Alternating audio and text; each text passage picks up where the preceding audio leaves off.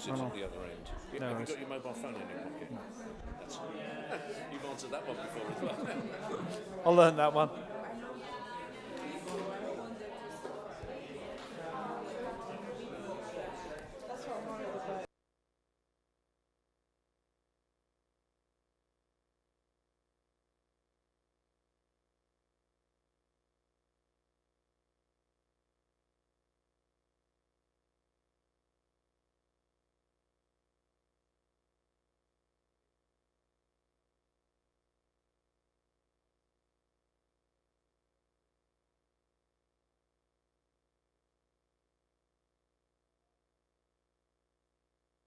Start.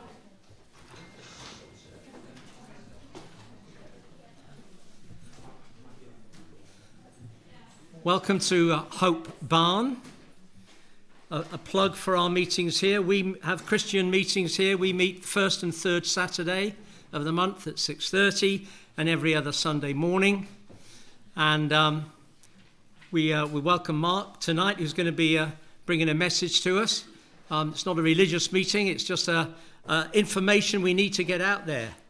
Very important, we feel.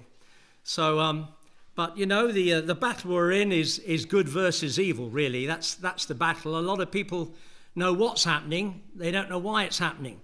And as far as we're concerned as a church, the scriptures tell you why it's happening. But we wanted to give Mark a platform tonight, and so we've advertised tonight. We don't know how many are still on the way.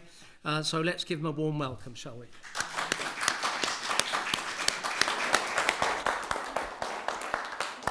Good evening, everybody. How are we? Excellent. Okay, so I'm Mark, the bowler hat farmer. The bowler hat originates 4 generations back from my great-grandfather. He was a herdsman and loved his cows dearly. And over the course of time, this only really for him came out of the box twice a year if there was a show on, so something like the county show, and that would come out of the box. And they got handed down to my granddad, and it came out of the box twice a year for him, and then I got it. And I really kind of conquered this when I was about 5 years old. I'd taken it out of the box and used to run around the garden with it, and granddad used to go mad. So, for me, who am I and why am I here? So they class me as the bowler hat farmer for obvious reasons. At this point, I'm a farmer with a difference because I'm a farmer without a farm. And that's an unusual situation to find yourself in. So I had a 12-acre farm, a small one, organic. We were there for 10 years. And then someone decided they might like to build on the farm. So I ended up moving to my uncle's farm. And we've been there for 2 years and started to re-establish everything, and then sadly he's died. And the change of management on the farm brings new challenges and also new opportunities. So I have been out doing these speeches for some time now and had made a decision that it was time for me to go on the road. And I'm not religious, I will say. However, I'm starting to think that I maybe should be, and there's reasons for that. My partner Gloria, she goes to church every week, and I happily take her. And the reason I say I'm not is because I never thought I was. And my cousin, Mike, who's pastor at the church where Gloria goes, said to me, rang me one day, he said, "Are you about?" He said, "Can I have a conversation with you?" And I said, "Sure." I said, "What's up?"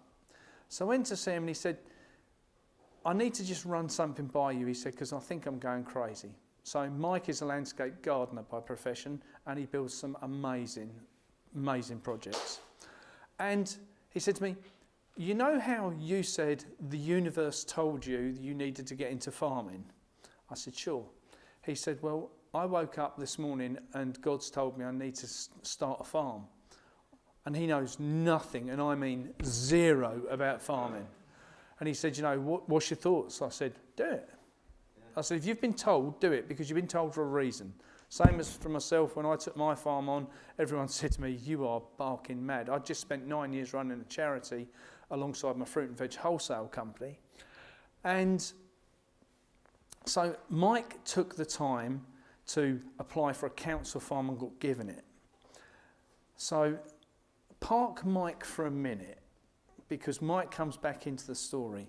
So for me, I'm 5 years old, and Grandad, who was my, and I mean my be-all and end-all, the big brother, Dad, because my dad was always working and busy, and you know, because he was just Grandad, and he was dead cool as well, because he would let me do anything and everything. So this particular morning, I decided there was no way at 5 years old I was ready for school, and that was never going to happen.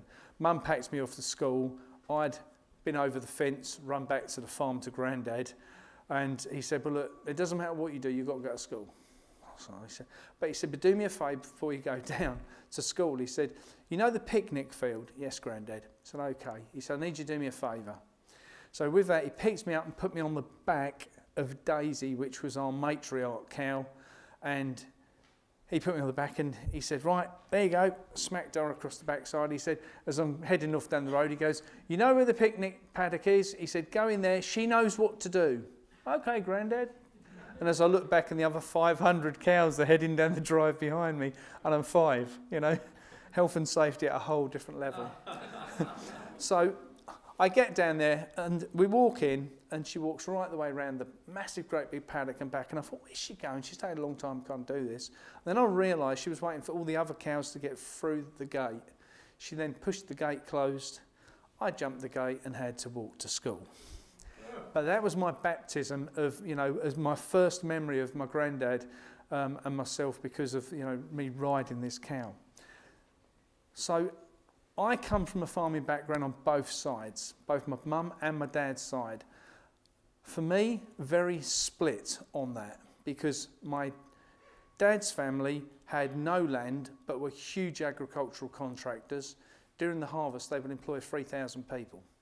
They were huge. They had 32 stationary engines and, you know, real big ones. They were really in the game. My Grandad, on his farm, they had a cow farm. Had a bit of land, but had a cow farm. Grandad, unfortunately, got poorly and sold up because none of the boys wanted to take the farm on. I wasn't old enough. I was only 12 at the time when he got poorly.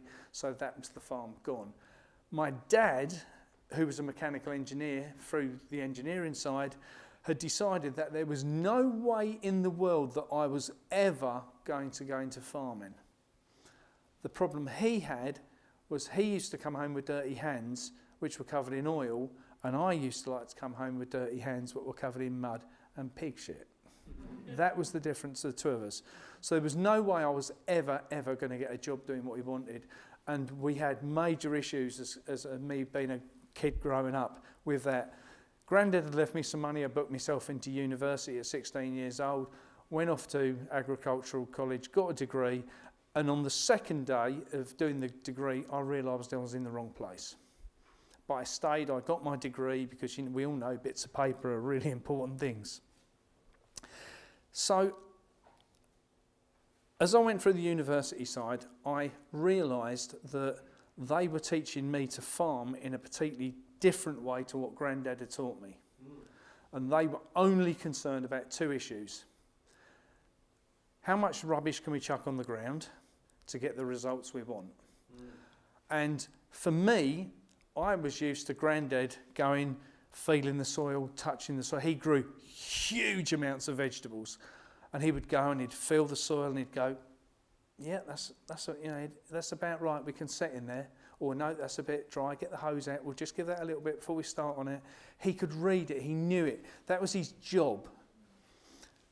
Now, I hate to say this, and if there's any farmers in the room, I don't mean to be detrimental, but now their job is to drive tractors and read computers. They've completely come away, in my opinion, from where they were 50, 100 years ago, when they actually understood the job they were doing. They understand it now, but in a very different manner. So I was then left in the position that I was qualified, but didn't like the qualification. So I set myself up on a small site then, growing vegetables, and got into growing more vegetables and more vegetables, set up doing a fruit and veg wholesale company, and ended up going down the fruit and veg wholesale side until sort of, I'll say 12 years ago, when I set myself up on a farm. And I built the entire farm. And for the 12 years or the 10 years I was on that site, I spent every day fighting the neighbour and the council. Every day, 365 days a year, fighting the council. To the point that after 10 years, I thought, do you know what, I've had enough of this. And they'd come into the landlord with an offer to build on it, and he said to me, what do you want to do? I said, I'm going. He didn't end up doing that. He actually left. My ex-partner ended up on the farm now, running it as a care farm, which is a great thing because one of the things which I've seen over the course of last year, as Gloria and I have been going out and doing talks and meeting people, is there's a massive desire to get back to the land. And this is almost quite a strange thing. And John and I were having this conversation this morning. John said, well, I'm quite blessed because, people want to come and volunteer on the farm. And what's the thing? Cuddle a cow. He's doing for Mother's Day. If anyone wants to give Mum something different, cuddle a cow. This is a winner. I want to take myself, sod Mum. But for me, we've seen this engagement with the public where you have these very different groups. So we have, I'm going to class myself as middle-aged because yesterday I said I was getting on and several people in the room looked offended. So I'm going to class myself as middle-aged. The middle-aged people still remember what good food was. They still remember how to make it from nothing. And one of the things that I speak about especially is the farming community to me has, if I take where we live, for instance, in East Anglia, we live in Bury St Edmunds and we grow really five to six things around our area. And to me, none of them are food. So we grow this thing called sugar beet, wheat, barley, oats, maize, and we also grow oilseed rape. Where's the food? When I grew up, we had 7 farms in our village that had animals on. We had 2 huge dairies, all gone. Huge chicken and duck farm, gone. 3 pig farms, gone. Guy kept loads of sheep, gone. Now, I know they talk about veganism and they, say, but where have we gone wrong on the food supply? Because for me, I get very frustrated when I see legs of lamb from New Zealand on the shelf. Not that I go near the shelves very much in supermarkets, but and the reason I get frustrated because I learnt something, and while I've been out doing these talks, I've learnt a few things. One of the things I learnt about New Zealand lamb is how they get it here. So I, in my naivety, assumed that they froze it, shipped it across on boats and got it out the other end, defrosted it, and they could then bring it to the shelf and you could freeze it again. They don't. They put it in gas. They gas it to stop it deteriorating. And that gas keeps it for up to 6 months for them to transport it. So when you get a nice leg of New Zealand lamb and you go, oh, that's lovely, just ask yourself how fresh that New Zealand lamb is and how it got here. Now, and I see this, so I'm still in the fruit and veg wholesale trade, 40 years on, but I'm making the decision now that maybe now there's a different direction I need to take in that business, because I had a phone call the other day with one of my wholesalers, and one of my wholesalers are a huge farm. They've got 10,000 acres up in Evesham, up towards Birmingham, and having a conversation with the other guy the other day, and I said, my main rep had been away on holiday. So I said to him, can you tell me why the rep who served us last week put everything up so much? There must have been a mistake. He said, no, there isn't. I said, well, there must have been because everything's gone up. He said, no. He said, let me have a conversation with you about what's caused the problems. So in 1 week, across the entirety of the price list had gone up 44%.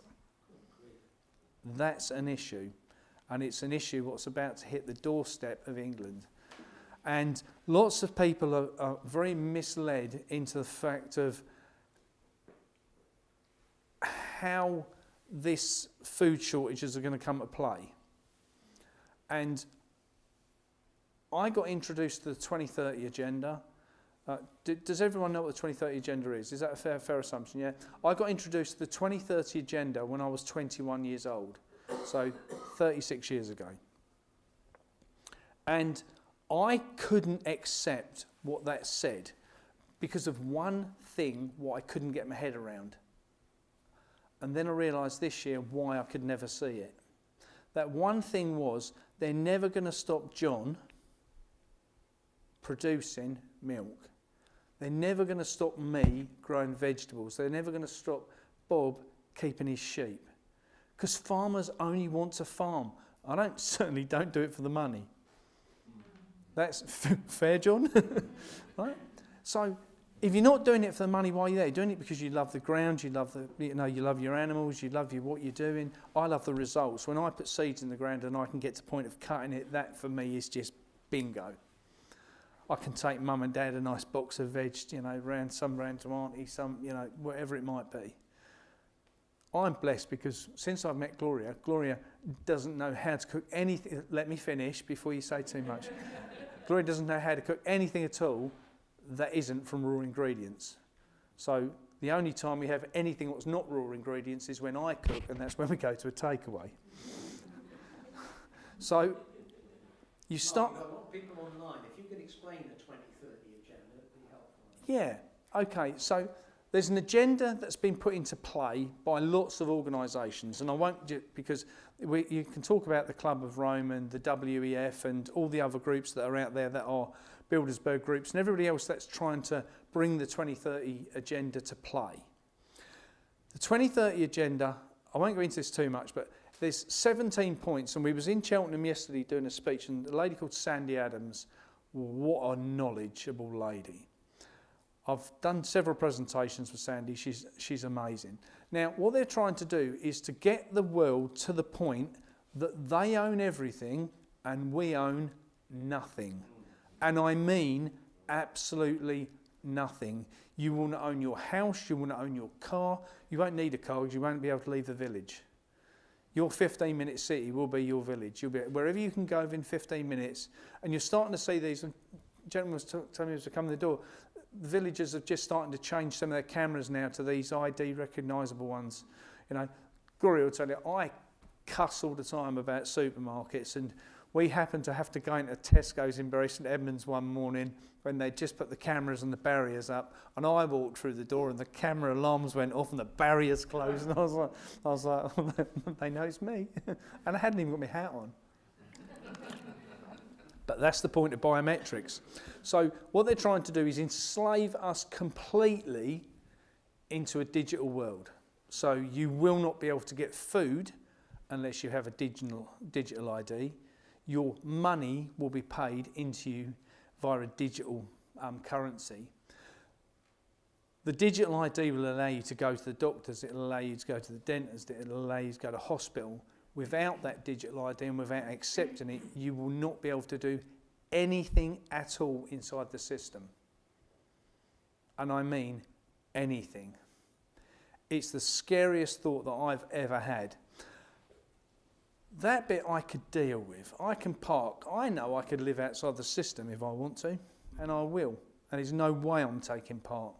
But the bit what really, really scares me is no food. Not for me. I'm 57. I'm a big boy. If I died tomorrow, I can say I've been blessed to live in a country with no war, no famine. You could walk down the street with no one wanting to shoot you, stab you, kill you. We've been absolutely blessed in this country. So for me, I'm worried about my kids and grandkids. And that terrifies me. And that's the reason for me, I'm on the road doing this tour. Because as I come to realise as I've started doing this tour, is originally back in 2020, I'd got this niggle in the back of my brain just about a month before the pandemic of how I thought this was going to play out. And I've got 4 older children, and I messaged the children, I said, look guys, we need to have a conversation. I know you think Dad's completely barking mad, but I need to have a conversation with you. You're not going to like it.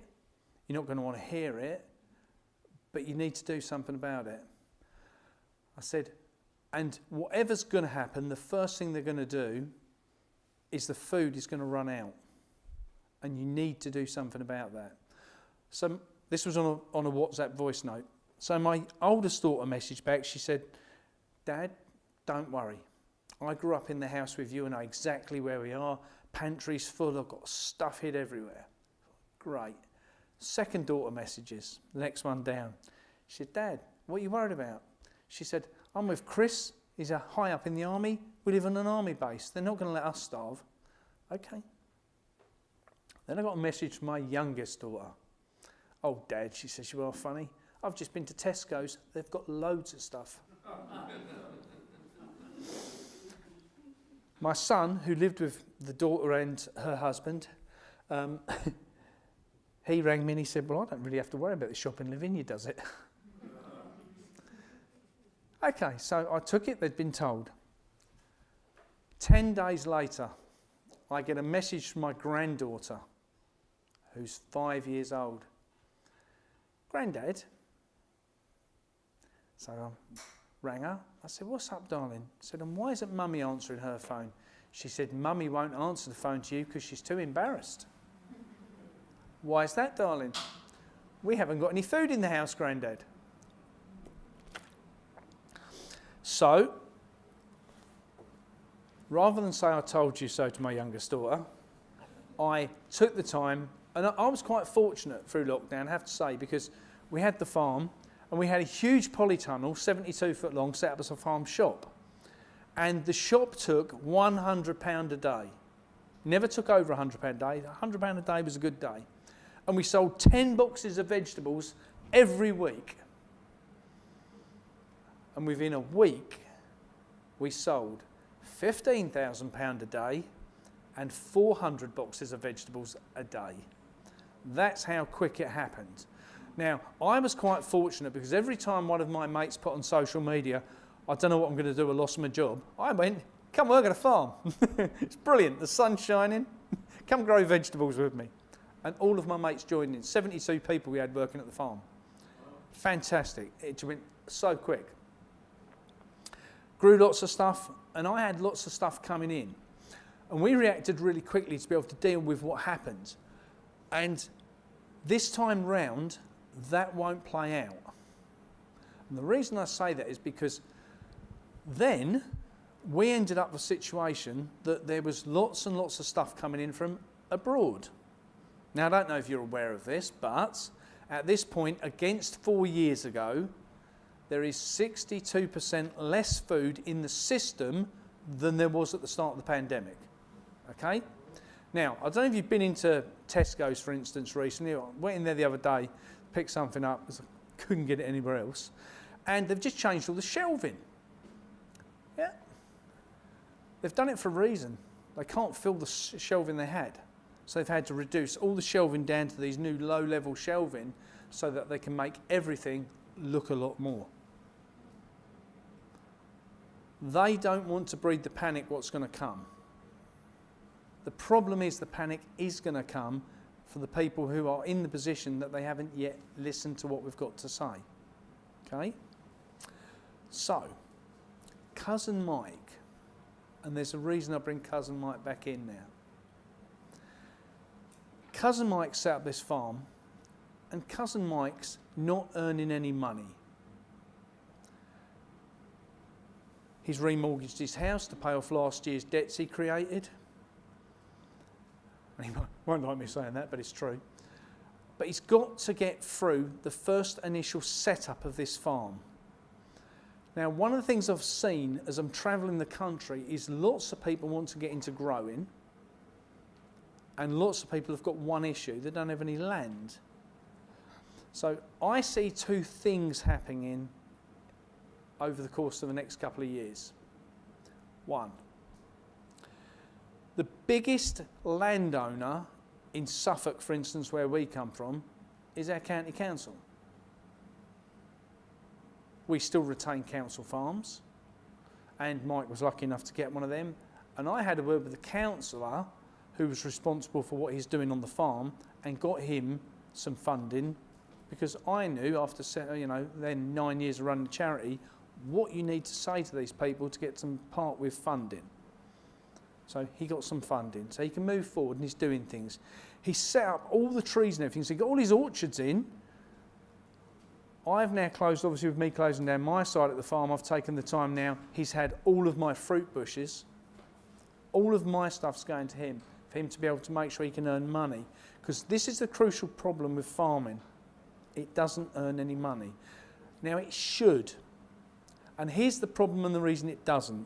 So 50 years ago, so if I get further back than that in fact, just after the Second World War, they brought out a thing called the Common Agricultural Policy, which would help farmers by subsidising them to be able to produce food.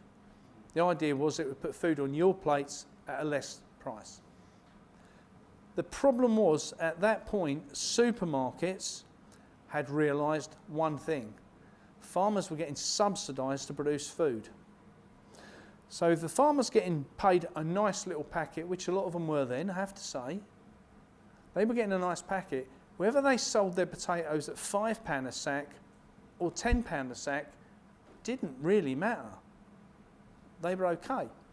So Tesco's took advantage, and not just Tesco, I name them because I don't like Tesco's, all supermarkets took advantage of that bit of subsidy what the government was giving. And then they started over the course of the next 40, 50, 60 years squeezing the farmers back more and more and more and more and more and more and more.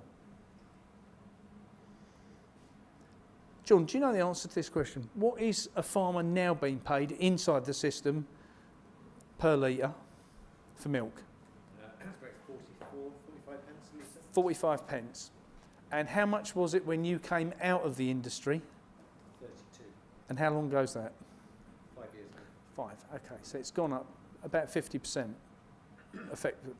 40%. The problem is, it's still at 45 pence, doesn't cover what the farmer needs. And the reason being, everything has gone up so much. On our farm, we produce hay, haylage, straw, all sorts of things, and that's gone up so much. Where bales were £2, they're now £6.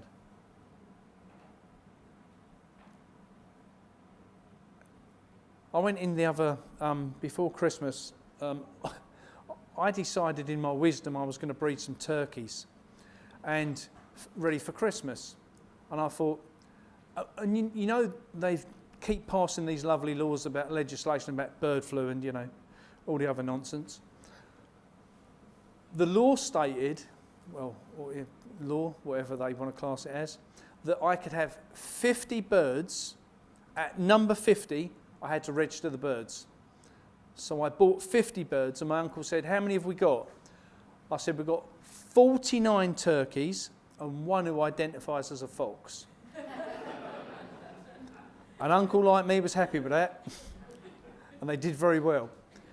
But the problem is, the turkey feed, which the year before was £10 a bag, was now £16 a bag. Everything is stacking up and up and up and up. And when it comes to the end and you fed the turkey, and the turkey's worth £30 more because of the food you fed it, and we were lucky because I built these turkey houses that were on skids, and you could just push them around the field and the turkeys would eat the grass. They would just go along pecking, you know, all day. Brilliant system. So it cut the food bill down considerably. And it still cost me, by the time I got to the end of it, £72 a turkey. Yeah. And then you say to people, oh, they're £120. And they go, I ain't paying £120 for turkey. I said, it's nice meat. And everyone who bought them said, Mark, I've never eaten meat like it. But, and they were big, they weighed in at £29 each. They were big birds. Certainly got your money's worth, but £120 for a turkey, you know, you think, Jesus. It wasn't an ostrich. But they looked like, to be honest, they were long-legged prawns, and by the time they finished, they did look like rhea. Everything's going up. We've seen it happening. So at what point does the farmer get paid what it's worth? The problem is, on the supermarket system, They don't. And they're never going to. And the reason they're never going to is because Tesco, Sainsbury's, Asda all have a 2030 agenda policy. And if you haven't read it, go online and find it, because it's scary. By 2030, Sainsbury's state this sentence: by 2030, we do not need British farmers. Oh yeah. And not because we're going to import anything, because as you know, by 2030 there'll be no planes, no ships, no trains. If you don't know that, you need to find out about that, because there's not going to be any planes, trains or anything coming into the country. So they're not going to be importing the food. What they're telling everyone, we don't need British farmers, we're going to import it. That's nonsense. They're not going to import anything. They're going to reduce the amount. We've already down 60% on what we're importing. So it doesn't take a rocket scientist to work out over the next 4 years what's going to happen. Now, the only way we're going to get round that event of no food is for one thing to happen: the price of food to farmers to go up, so there's a reason for them to do it. And the other side of the thing, what needs to happen is people need to come away from shopping in supermarkets. And that's a difficult one. That really is. And that's probably the most difficult thing of the lot. The problem is that from a farming community side, we've been pulled and pushed at every solitary aspect of everything we do is being made difficult. So it's a fair assumption that over the years, and I don't mean it's disrespectfully, John, to you or I when I say this, right? But farmers were really good at producing something. We're not academic people. We're not somebody who's used to filling out bundles of paperwork a day. That is a problem, because with the likes of DEFRA and the Environment Agency, some of the we have to deal with, you would not believe. Here's a classic example. We have a flood in the middle of our village every year for 9 years. Never flooded before that, because up until then, Uncle used to keep all the ditches cleared. But the Environment Agency decided in their wisdom that that was a bad thing to do. And that's the reason we're getting all these floods all over the country, because ditches and rivers are not being cleaned out. It's nothing to do with extra rainfall, everything that the land can deal with. The problem is ditches haven't been dug out for 20, 30 years. So it kept flooding. Uncle kept writing to the Environment Agency. It'd flood, he'd write to the Environment Agency. And they just kept saying, no, we've got scientific interest in that river, in that ditch. We might have some voles in there. Well, you might have, but you've got half the village underwater. So last year, Uncle just took the digger and dug the damn thing out. What did we get? £1,000 fine. He never paid it, and he's died now, bless him, so it don't matter. But that's what you're up against. That's what you're up against with the nonsense what's inside the government. Now, one of the biggest problems we have, in my opinion, and I only talk about the agricultural side, I don't do the rest of politics stuff, but let's pretend for tonight's reason I do. The challenge is that most of these people who work inside these governmental offices, certainly that I've met, whether that's DEFRA or the Environment Agency, they've never, ever worked on a farm. They leave university with a great degree, and then they feel they have the right to come onto a farm and tell me how to grow stuff, how to look after the animals, how to look after that pond. And to be honest, it pisses me right off, because they haven't got a clue, not a slight Scooby-Doo. But nobody challenges them. The problem is, if you challenge them, you get victimised. Classic example. On my last farm, we were in the middle of lambing season, and at that point I'd got 32 ewes, and I'd got, at that point, 28 of them in lamb. And I'd made the decision, because of the way the wind was laying, that I was going to move the girls into my orchard, where I really didn't want to have them, but it was a nice high fence, it was just a bit secluded from the wind, and because of where the fence is sat, I could fence the girls in independent bays. So I got all the houses round, got all the houses in, loads of straw in, all the food and water in, got the girls all into their beds, knowing that within the next week they're going to all have their babes. Got them in. About 5 days later, they'd all started lambing by this point, and rule is, with how we would do it, the minute the baby's born, mum gets a number, baby gets a number as well. So if mum's number 1, she gets 3 lambs, 1, 1, 1. Or 1A, 1B, 1C is how I'd do it. And the neighbour, who was my friend, she was best friends with a local MP, she was best friends with a council official, and she made my life a misery for 10 years. But none of them ever used the power of their position against me. Just remember that. Well, that's what they stated in court anyway, they all lost, but that's another thing. So, I get a phone call first morning. What was that phone number on the front of the gate? First morning, I get a phone call. This is 8 o'clock in the morning. Mr. Byford, he says, it's Timothy here, the vet from DEFRA. I said, hello, Timothy, what can I do for you? He said, well, I've had reports of you've got lambs roaming about and they've got no protection against the wind and this, and this. All right.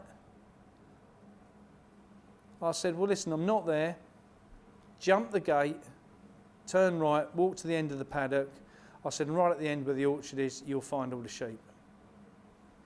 I said, and I'm on my way. I hadn't got halfway there, and I get a phone call from Trading Standards. Their vet. Mark, it's the vet here from Trading Standards, and I need to come and inspect your sheep. We've had these complaints. All right.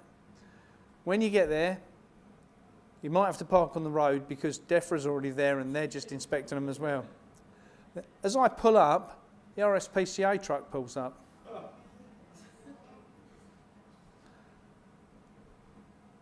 Mr. Byford, he said, I'm glad I found you. He says, I need to talk to you about it. I said, don't tell me. My lambs haven't got any shelter, any protection, any food, any water. He said, oh, so you admit it? I said, no. I said, but if you wander up that field, I said, I'm not even going to come up there because I can't deal with you lot. I said, go up there, you'll find the DEFRA vet and the Trading Standards vet. He said, what do you mean? I said, well, the neighbour over the back who rang you, rang them as well, and you could have a picnic up there, go for it, knock yourself out. I'm going to go make a cup of tea. When you lot are finished, come down the caravan, I'll make you a cup of tea. And I come down, he says, and the first one come down, he says, and this is where I love bureaucracy, because I love playing them at their own games. So the first one comes down, DEFRA vet. I said, did you find anything wrong? No, Mark, I didn't. He said, in fact, how you've got it set up is really nice. They're out of the wind there. It's a really good position from a bee. He said, they're nicely strawed up. Mums all look nice. Everything's tied up. Everyone's got food and water. All the mums are numbered. Babes are all numbered. So, okay. No issues then? No. I said, right, I need you to do me a favour. He said, what's that? I said, you know when you visit places and you can get that big sheet of paper you've got and you can write on the bottom of it how much you condemn everything I've not done? I said, well, I want you to get one of them and fill out everything on it what's right. And I want you to sign it, and I want you to give me it, and then I'm going to put it on social media. Ooh, they didn't like that. Didn't like that at all. But there was no way he was leaving that farm without giving me it. Right. As he's filling his paperwork out, having a cup of tea with me, Trading Standards vet comes down. She says to me, how did you... We go through the same scenario and the same scenario again. I got them all to fill out their paperwork and then put it all on social media. I said for whoever it was reported me, and the great thing I love about social media, tagging in the person who I knew reported me.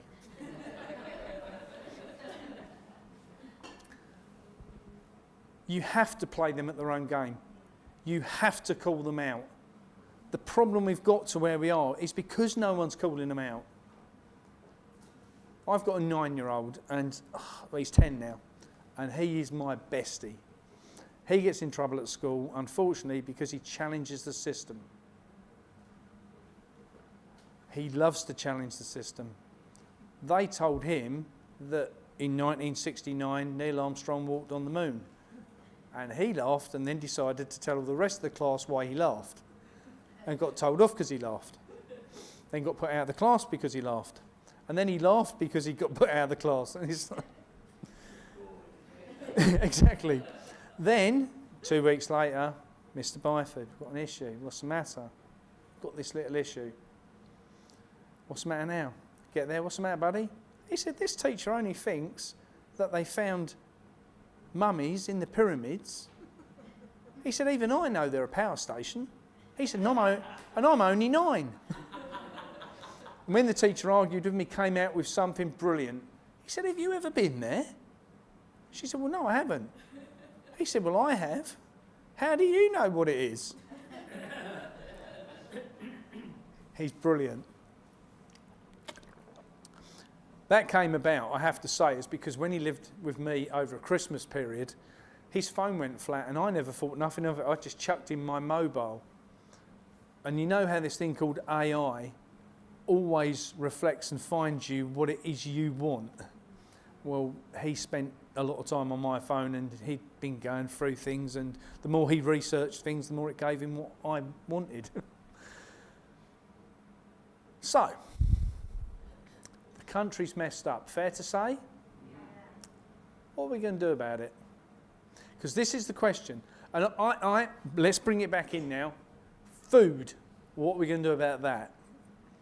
Now, my thought is that we have to, as a country, make a decision.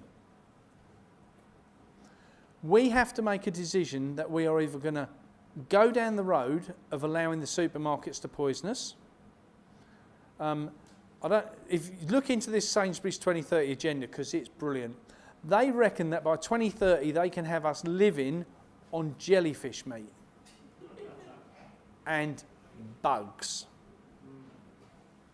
We don't need meat, we can have synthetic meat. We can have meat. John don't even need to work anymore. They can now give coconut milk, almond milk. Have you ever tried to milk an almond? Let's be honest, guys. That's a difficult one. Right? And printed meat. Now, if I go into a supermarket and they've got printed meat on the shelf, I'm going to jump on it. That's going on the floor and I'm going to get myself in trouble because I don't care. Because it'll make the press and that'll be good press. But we have to make a collective decision. And I'm going to ask in a minute if you're happy for me to take a picture. And I want to ask a question. And I've done this in every room all over the country. And I always get the same answer. Right now, so if you don't want your face in the picture, do that, right? But it's important I get the picture. And the reason is, I'm going to ask you one question. You happy with that? Okay, Gloria, get a camera. Work with me here. Yeah? Yeah. You good? Okay. Is there anybody in the room, what if they could buy chemical-free food locally, direct from a farmer, would do so? If you would, put your hand up. Interesting. Thank you. Hey, darling. It doesn't matter where I am in the country, I get the same answer. It doesn't matter there's 100 people in the room or there's 500 people in the room. Every hand goes up. We was in Thetford, 300 hands. 300 people in the room, 300 hands. Hackney, 100 people, 100 hands. Bishop Stortford, 100 people, 100 hands. Doesn't matter where we are.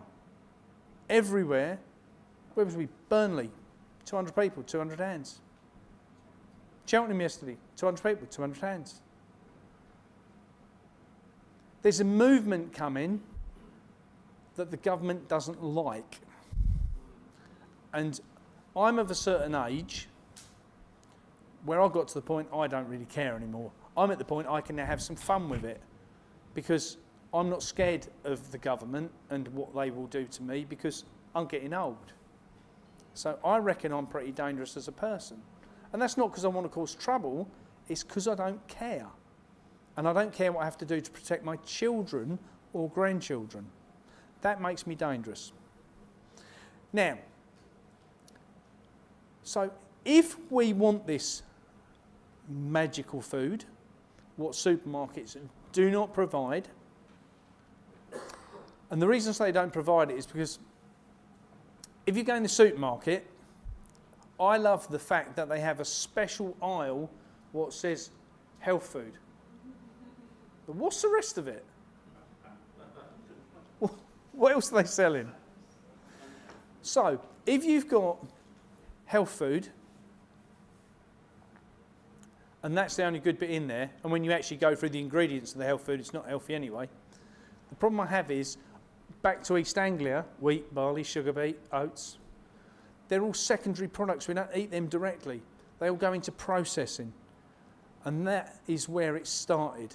So the government subsidised the farmers over the top to produce those crops,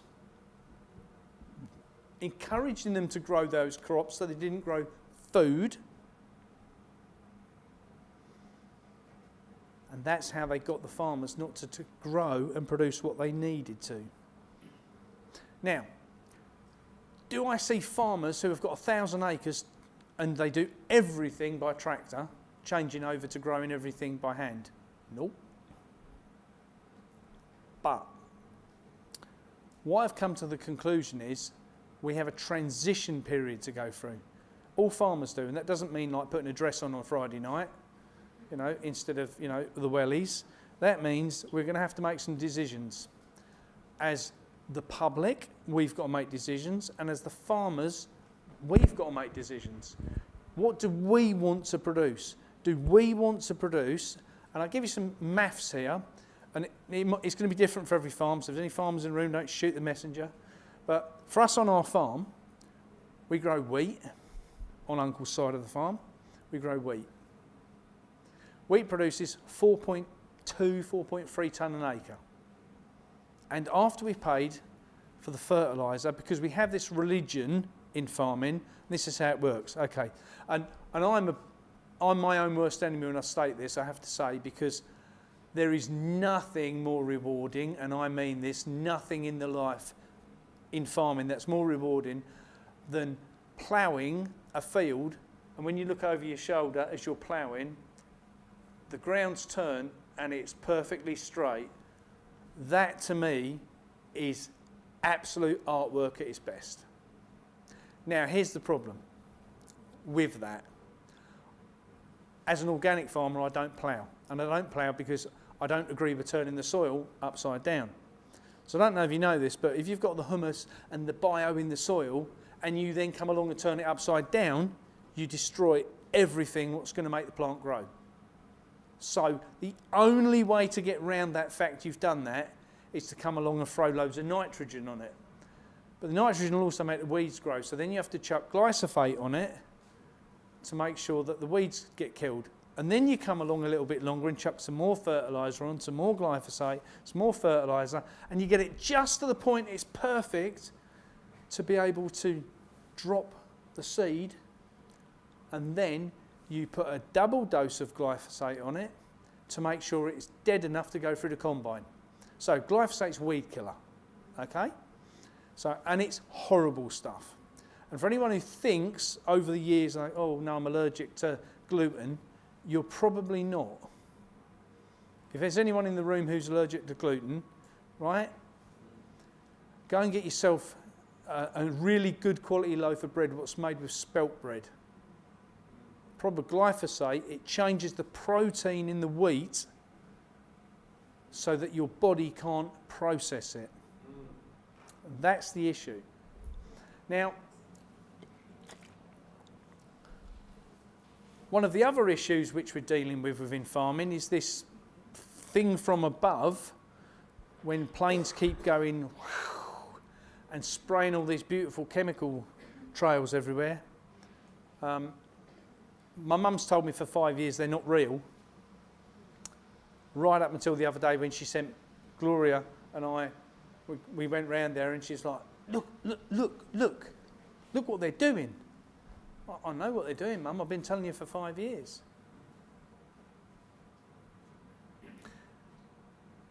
Lots of people are concerned about the amount of aluminium, especially what's coming down from above.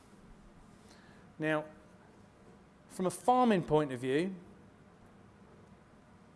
when I moved back onto the family farm, I had my soil, the part of the farm I was going to work, I had the soil tested. £300 to get that much soil in a little tub tested. Had to send it to Italy to find out how much life was in it. What was the answer? 5%. Most of our agricultural land in this country is dead, which is why they have to use so much fertiliser. Right? Now, the good news is you can deal with that. John can. John's got a massive heap of cow manure. See that today, I was like, oh, that's going to be worth something in the future. Hiding that up. Now, aluminium falls from above, stays on the ground. If you've got dead soil, your soil cannot absorb the aluminium no matter what. So it just saturates the ground more and more and more with aluminium. And the crops get less. And there's all sorts of thoughts and figures over the reason so many farmers are losing sheep under abortions because they're losing them naturally and so forth because the grass is contaminated. Now, here's the good news. If I put my organic head on, organic soil what's full of really good bio and lots of organic matter can eat aluminium. And it can change the structure of the aluminium and hold it until you put a plant in it what needs the aluminium in the right format it can deliver it at. The problem is all the farmland's dead. How do we get the soil back to being good? Now, from my side, when I went back to the farm, my uncle had concurred after about 2 weeks of me being there that I was barking mad. Now, he was wide awake, don't get me wrong. He would buy into everything, and send me videos, and he was very awake. But when it came to farming, he definitely knew best. This is how the system goes. Plant, nitrogen. Glyphosate, nitrogen. Glyphosate, nitrogen. Glyphosate, lots of it. Harvest. That's the system. I came along and I went, I don't want to do it like that. I had a company down in Stansted, down in London, who had a tomato company, and they'd got artic loads of spent compost. Literally artic loads. And they advertised it on Facebook, and I phoned and I said to the guy, I said, how much can I have? Very excitedly, I have to say, how much can I have? He said, as much as you want, but you've got to transport it. And I phoned a friend who's got a lorry company and said, listen, I've got this issue. He said, no problem. He said, we can get that picked up. He said, I come past there 4 days a week. He said, as long as they've got it on pallets. I said, yeah, it's all on pallets, ready to go. And they'd got a forklift on the back of the lorry. They loaded it up, brought it back, unloaded it, and I paid him, and that was the end of it. Bonus, I used all the compost to build big ridges across the field. So like potato ridges when it was finished. And we built these ridges out of wood chip, compost, and a thing called basalt. Basalt's like a granular stone. Magnetic as well. It was imported specially. As the little leaflets were on there tonight, and I'll talk about it slightly, but it's not something I really cover. But we installed via the at the farm last year, via two friends of mine, a thing called electroculture. Has anybody looked into this? So electroculture is a minefield. People go, oh, wrap some copper wires around this. No, we looked into the proper science of it.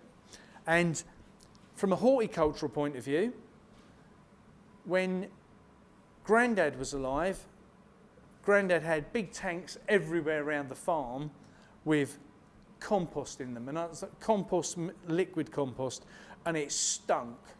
So he would have one with stinging nettles in, when with stinging nettles and comfrey in, when with cow mumble in, he'd have all sorts. And they'd all give a different pH reading, and he would use different ones at different times of the season to do different things. And he knew what they all were. If you put your hands in it, unlike glyphosate, when you pulled them out, you just stunk. You didn't burn the skin, you weren't allergic to it. That's why lots and lots of farmers are now so poorly. My uncle that was one of the things he was really struggling with, was his breathing because of chemicals what he'd sprayed on the fields over the years.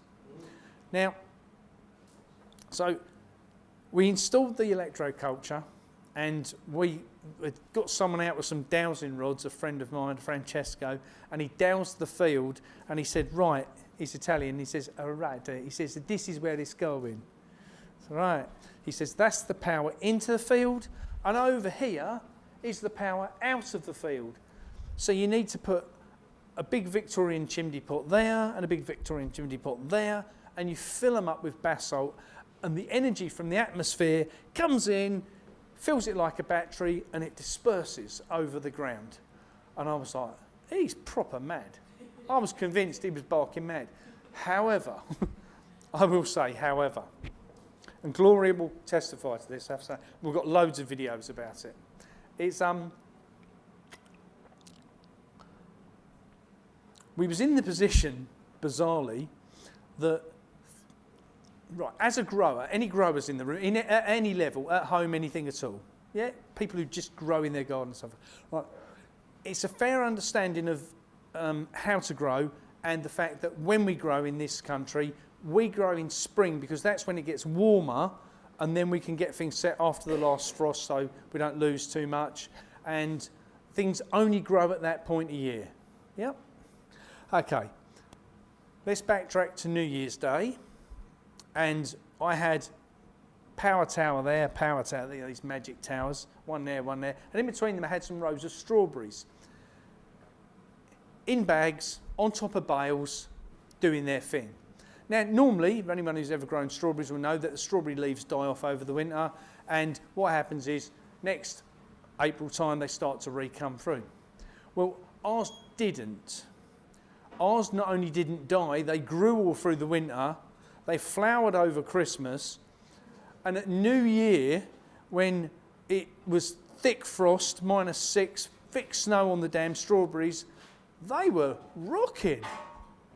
They were tearing away. I'd never seen nothing like it.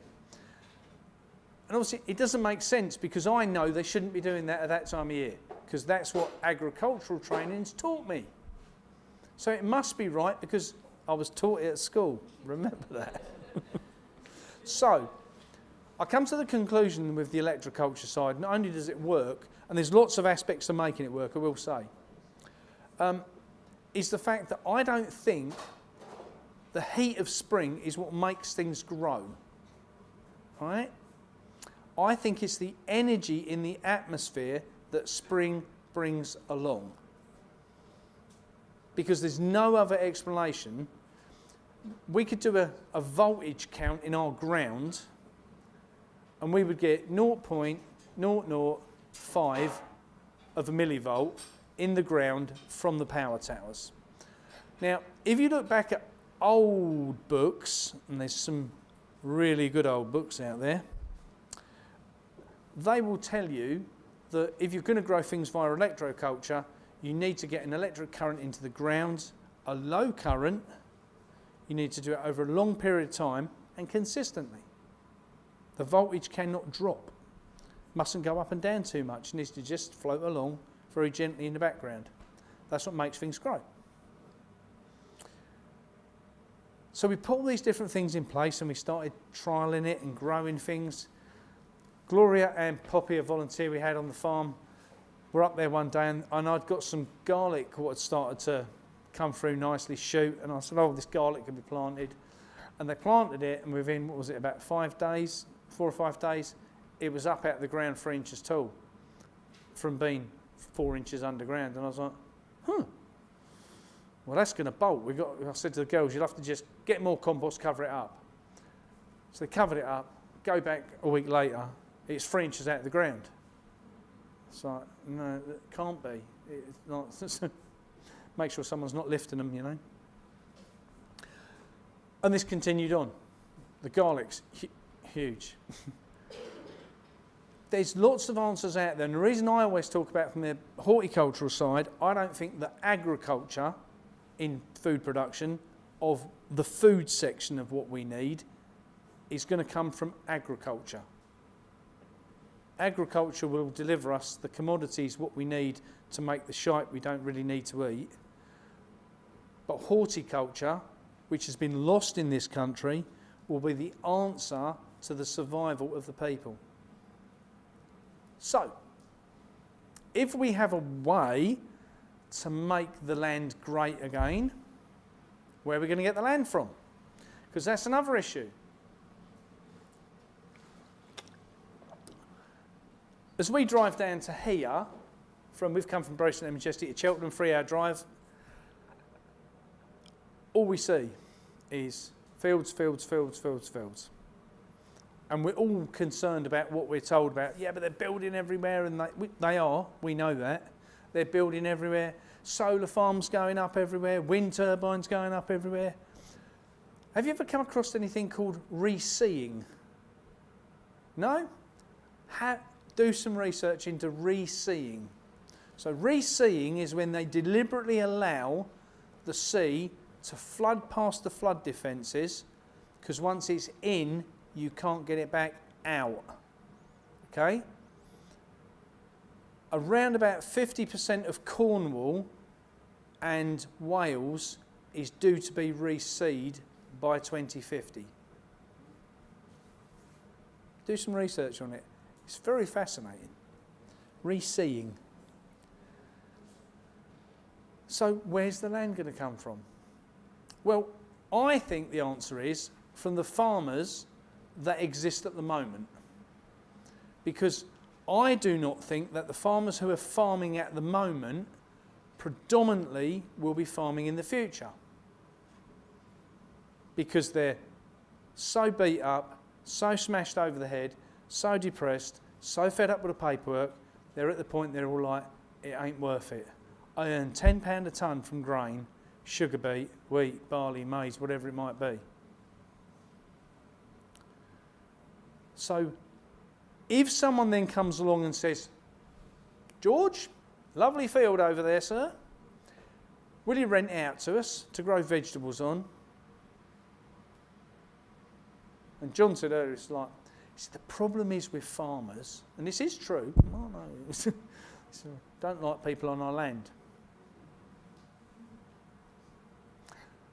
So we've got to find a solution to that, and we've got to find agreements with landlords that will allow us to farm the land. And I say us because I actually think that the next range of farmers is going to be predominantly people that have never farmed. People like us, people who are just genuinely concerned about where the food's going to come from. They will form collective farms. They will go out and deliberately buy a plot of land. We was in Hackney, Hackney, marshland, right in the middle of London. First person comes up to me, she says, can I have a word? I said, sure. And this lady's organising an event for us down in Bedford, so I knew who she was, and she says, look, I don't have any kids. I've got 100 grand in the bank. I've got a house I'm just about to sell. I'm 76, and I've got another house what I'm going to leave to somebody. But she's got no one to leave it to. She said, I want to buy some land that I can leave to people to grow food on. We then went to stay the evening, and when they said to me that you're going to be staying in Leytonstone for the night, I don't know if anyone's been to Leytonstone lately, but Jesus, it's like Beirut. Oh yeah, we're videoing this, aren't we? We went there, and there's the high street, there's two side streets, and the couple we were staying with, their house went from that side street to that side street. It was like a palace. We were blessed to get invited. Blessed. And they said the same thing. And lots of other people have said the same thing since. Because it's interesting is, as I go out and talk to people, and I have now got to the point I'm pretty sure I can deliver my speech, people along the way go, yeah, well actually that applies to me. that bit, that little snippet there's me, that little snippet there's mum, that little snippet there's my sister. So if we're going to take control of this situation, how are we going to do that? If we're going to buy land, how's that going to look? Well, I think I've found an answer. So everyone's got one of these on their seat, and I'll just talk through what this is about. So I have a friend called Pete, and Pete's a bit of a whiz on these things called computers and stuff, and I'm not.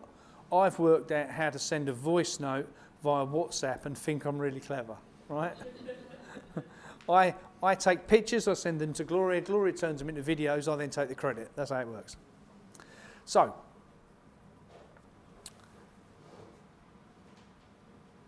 I said to Pete, because he's got kids as well and grandkids, and he's like, shit mate, this really scares me. He said, how are we going to deal with this? And we had a cup of tea and a chat, and he rang me 2 days later and he said, listen mate, have you got 5 minutes to just have a look at a website I've built? So I'm a bit busy, Pete. And he said, oh, just have a look. He said, I've come up with an idea against something you said the other day. And I said, yeah, okay. And he said, I've launched this on the internet. He said, because of what you've told me about how you see things working. And it's a thing called the Food Finders Hub.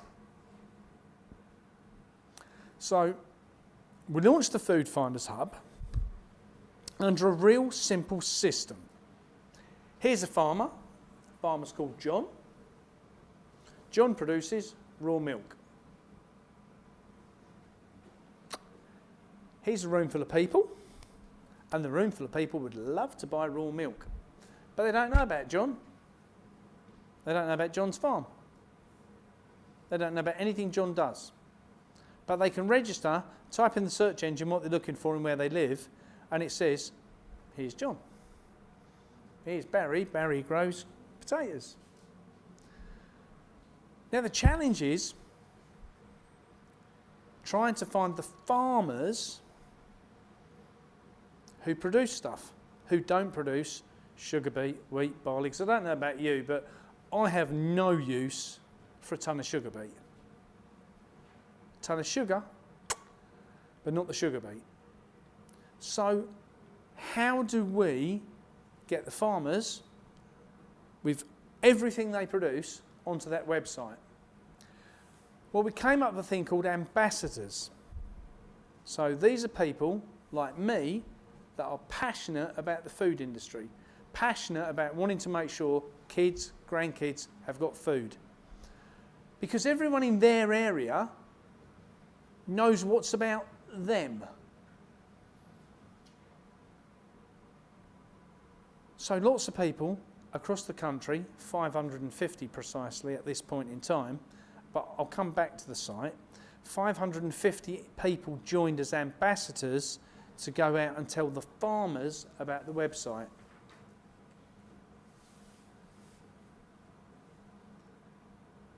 So we launched it and then realised we had one issue. There was more people wanting to join it than we knew what to try and any way possible deal with. 7,000 people joined in 5 weeks. And at that point, 300 farmers had joined. And I said to Pete, well, the site doesn't actually work properly.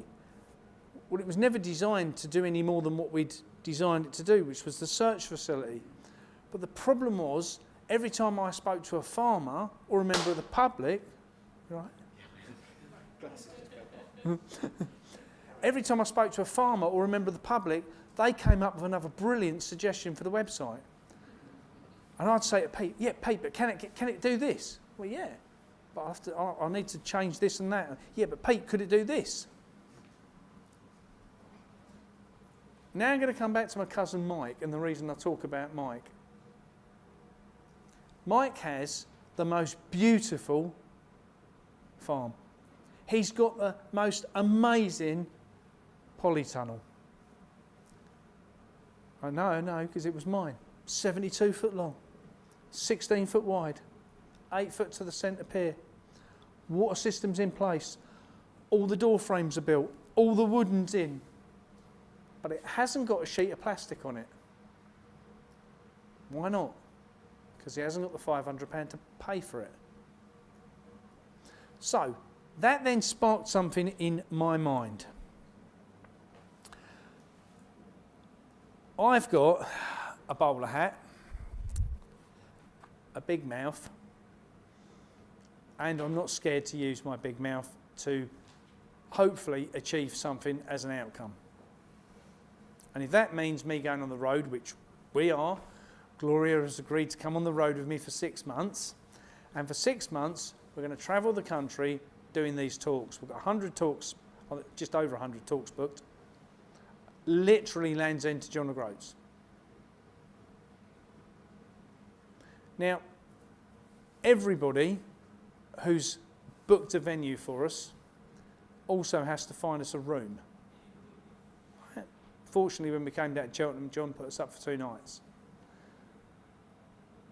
All across the country, people are stepping up to make sure that happens because they see, like you all do, like I do, there's an issue.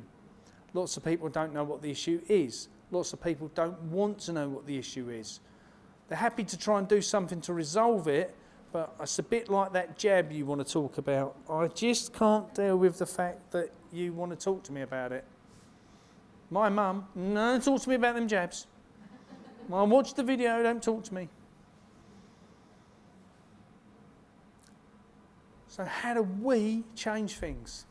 Well, we set up the website and it's down at the moment for another week while we completely transform it for a reason. So, section 1 to the website, phase 1. Here's farmers, here's public. Get them talking to each other and buying stuff. That's easy.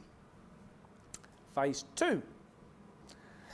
Get the farmers to understand they can do more with the website. So on the back office of the farmers section now, there is an ability for the farmers on phase 2, when it's complete, to be able to do different things, as they'll be able to sell their products physically online rather than just advertise themselves. So they'll be able to physically, those who butcher, who wants to be able to sell all over the country, can do that. Phase 3, which is the bit where it excites me, because of people like Cousin Mike, and everywhere I go on farms, I see projects that need £500, £1,000, £2,000. Small money in comparison to what it can achieve if we can keep the public alive, in my opinion. Most farmers are far, far too proud to ask for money. I know that because I've been there. But what I also know is that, in my opinion, most of the farmers who are there now won't be in the future. There'll be a different regime of farmers. And I hope that they're the people that have the guts to stand up and say, guys, I need some help. On the back office, they'll be advertised.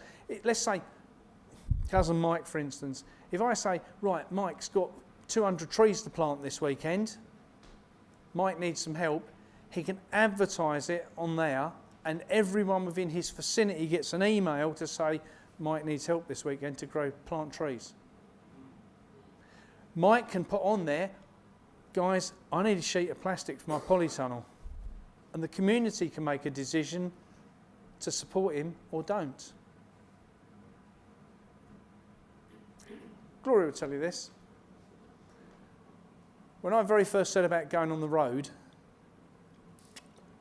I'm fortunate that I've still got the wholesale business, and my partner in the wholesale business is very understanding. I mean, very understanding. Did I mention the fact I'm going away for 6 months? Yeah, it's all right, don't worry about it. Very understanding. But when I started looking at the cost of the website, touring all around the country, fuel and everything else, I was like, oh my God, I don't know that I can actually do this. I've probably got enough money to get away for about a week. And I thought to myself, and this is where I come back to the point at the beginning of am I religious or not? I'm a great believer in the universe will provide. Gloria and my cousin Mike think that's highly hilarious that I make that statement, because they say it's the same thing. You call it the universe, we call it God, right? I'm a great believer in the universe will provide. Everywhere we've gone to do a speech, people have said, take that. I did a conference call the other day, and I got off and I'd got a message from the guys who run, anyone heard of the Good Food Project, based up in Scotland? They're brilliant. So they've got an organic, chemical-free supermarket online. They stock about 2,500 products. They're brilliant. And Jane, the lady who runs it, rang me and she said, Mark, I've just watched your video about you going on tour. She said, how can we help? I said, I don't know. I've come up with a great idea, but I don't know how I'm going to put it. I'll probably need a few days. She said, okay. So 2 days later, she phoned me back and she said, Mark, we've come up with an idea. She said, how about we give you £1,000 voucher to spend on our website when you guys need some food, and we'll ship it to wherever you're going to be in advance. Everything we need is out there. We know that. We haven't got a farm. I'm a homeless farmer at the moment, and that's slightly frustrating because I'm someone who's passionate about growing. All I want to do is grow things. Birds, sheep, pigs, I don't care. I'm not brave enough, as John will tell, I'm not brave enough with cows yet to go that far. I had one cow. She was a nightmare. I divorced her. No, that's not true. All right, come on. I am, all right? Everything's out there. Now, we went, and I'll just go through the maths on this not because of any other reason. I want people to know the generosity that we've been shown. And I mean real generosity to an unprecedented level. Yesterday, we did the Cheltenham, didn't we? And they put a bucket on the counter for donations. And it raised £485 of a bucket. We did, where was we in? Bishop Stortford. It was £5 to get in. There was 52 people in the room, and they raised £550. Now, I'm quite good at maths, but even I know that doesn't somehow come right. And she said, oh, someone put in £100, someone put in £50. Everywhere we go, it's happening. And it's only happening for a reason. I don't genuinely think it's because I'm good looking and I've got a bowler hat. I think it's because everyone understands where we are. And whilst a lot of people go, I don't know what I can do to change the situation, I don't know that I've got all the answers, but I'm quite prepared to go and try and find the answers. So we built the website, and the website's first section's almost complete. We'll say it was launched, we've got 7,000 people on it. It's now going to the next stage of the new site. Now, in the meantime, we've launched a CIC, a community interest company. You all know what one of them is? Yeah? So this sits in between a charity and a limited company. This is kind of in that area. So the next thing for me is to get trustees on that, to put a board in place that makes decisions on where funding goes, and to start fundraising for that. Now, what I want to be able to do with that is 2 things. One, I want to be able to buy land so that we, collectively, across the country, can do something about growing food. Second thing I want to do is move the Food Finders Hub into that so it's protected. Because the one thing that's always worried me about it being within a company is that somebody, let's just say for instance, Uncle Billy Boy Gates, might come along and say, that's a lovely idea, let's spoil it. So I had to make sure from day one that's protected. So if I put it inside a CIC, put a good bank of trustees around it who I trust and believe in, then I'm going to have to just trust they'll do the job right. So we're going to fundraise to put money in the kitty, to be able to buy farmland, to get food growing, and then step up along the way for the communities what want to get involved in that to be able to do so. What's next? Because in all of this, there's certain issues in everything we try and achieve. And I say certain issues for a reason. And I mentioned my dear friend Billy Boyd Gates for a reason. I belong to an action group called Farmers to Action. And it's got thousands of farmers all over the country that are bubbling at the point at the moment of disparity on what to do with the governmental situation over IHT, the inheritance tax. Now, to me, inheritance tax is two things on my side about inheritance tax. One is that farmers have known for a long time this was going to change at some point. And unfortunately, a lot of people put their head in the sand and didn't deal with it. Secondly, it's a red herring. That's all it is. It's just another thing to demoralise farmers so they don't want to grow food. That's all it's about. Do not be fooled into anything else. All these farmers kicking up about it, I'm not saying they're wrong, but they're concentrating on the wrong thing. They're concentrating on that tiny little bit. And the WEF sits over here slicing the world into thousands of little bits so they can digitalise it. And here's the farmers going, yeah, but we've got this problem with IHT. At some point, I think the government will back down over the IHT. Right? Not because they're bullied into it, because it's so insignificant it doesn't matter in the grand scheme of things. Because by the time they back down in a year's time, they'd already be got to the point they'll be putting another 20,000 farmers out of action. That's what's going to happen. So it's not about the IHT being powerful. So if we can convince farmers that staying in the job is a good idea, changing what they grow is a good idea, changing how they grow it or produce it's a good idea, and that's the other side where I come into with the CIC, and that's the missing bit. I went to a university and I've got 5 kids. Is there anyone in this room that has kids or grandkids now that if they had their time again would not send their kids to school? I definitely know I wouldn't. Mine would never have gone to school. I just didn't understand like everybody else. How do you boil a frog? Very slowly. Otherwise it'll jump out of the pan if it knows what's going on. So we've ended up with a situation where the education system is so flawed. I've got a friend, his daughter Molly, she is 17 years old. She is the best shepherd I've ever met in my life. Genuinely, the girl has such passion for the job. She goes to university, she's home educated, she's never been to school in her life, but she spent most of her time on the farm. She's 17 years old. I would leave that girl in charge of anything. And the reason I say about it is because for her, she's gone through to get a certificate. I said to her, you should have said I'd have printed you one. To get her qualification, what she wanted, because she couldn't get a job doing what she wanted to do without the qualification, which is where we've gone wrong. Rather than seeing if people could actually do a job, when a CV actually meant something.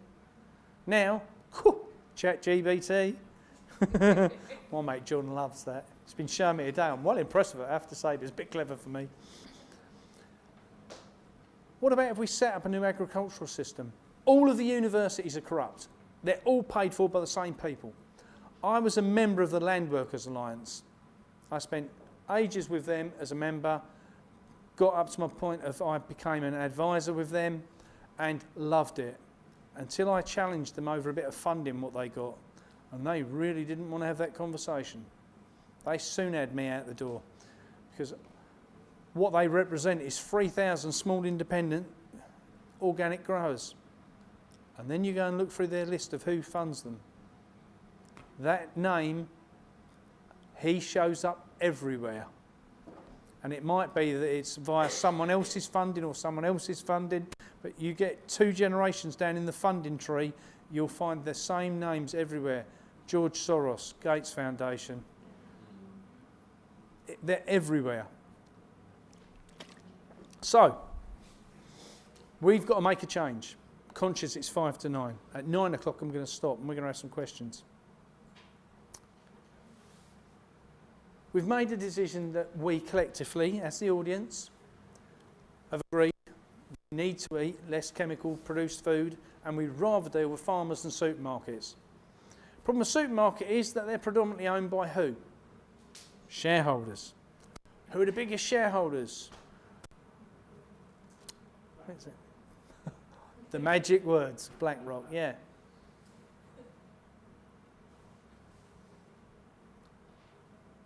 They are very powerful and they're very dangerous.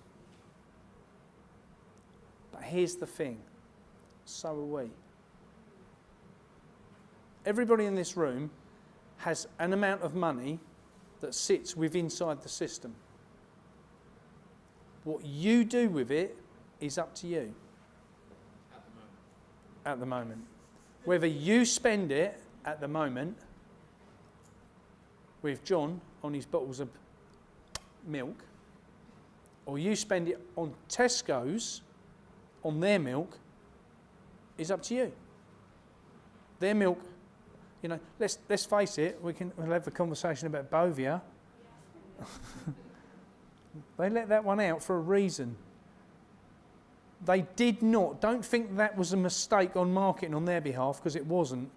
They launched that to destroy the dairy industry. That's why they did it. They don't care that they own 72% of the milk market. That's not important to them. What's important to them is what they got as a result of it. Because everyone stopped eating dairy, drinking dairy for a few weeks. But what they transferred a lot of people over to was oatmeal, oat milk, almond milk, coconut milk. They own 100% of that, not 72%. There's the difference. They were never going to lose that battle. We all know that John's cows fart too much.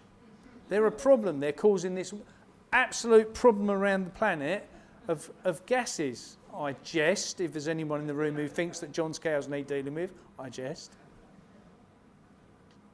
There has to come a point where we collectively go, that's nonsense, and we're going to deal with it. And I think we're at that point. And I think over the course of the next 6 months, as I tour around the country, there's going to be a lot more people sitting in rooms just like you are that are going to go, I'll answer that question, and I'm going to go, I'll change where I spend my money. People say to me, oh, farm shops are so expensive. They are. Do you know why? Because that's what food's worth. If you go to a supermarket and milk is £1.20 a litre and John's £2.50, I'd rather give John £3 for his milk, because there's one difference in the milk. John's milk has got something in it what's unique. It's called milk.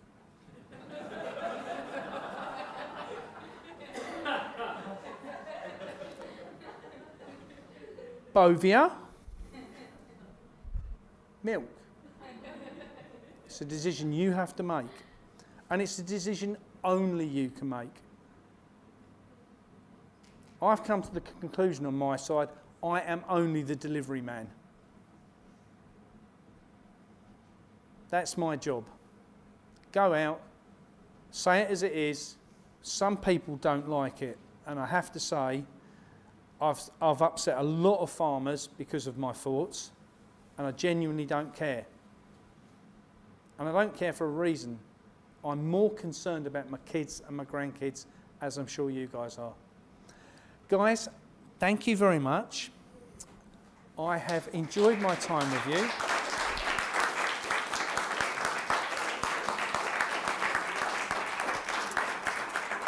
Questions from the floor, please. Oh, come on. You're not telling me I answered everything. It's more a question for you about, I'm a qualified functional nutritionist. I qualified with CNM last year, and I was just wondering about getting more support for your idea with the hub, whether you consider going to independent nutrition schools and putting this to the founders. Being like CNM and ION, they would be probably really interested in getting involved in that commute somehow. I think once we've got some trustees on board, great point, thank you.